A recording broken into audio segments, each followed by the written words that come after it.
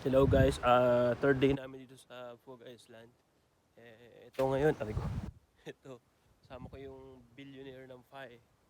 Oo, $1 billion from Pi. Grabe, no? Ibang klase ka bro. Ibang klase yung Pi. Parang pamaypay. Puga, no? Nakarating ng Puga yun. Oo. Ito ang Puga Resort ay private lang to, hindi kayo basta-basta pwedeng makapunta dito. Depende na lang sa ano, kasi authorized ka lang dapat dito kasi private to, private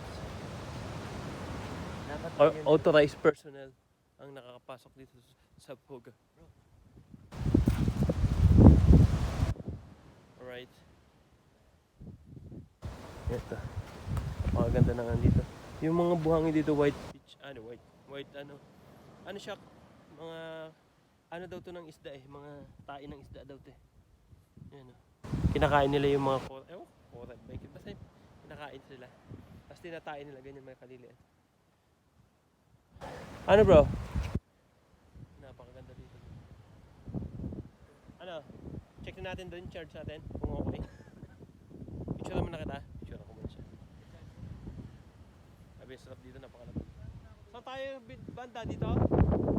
Dito na. Okay, game.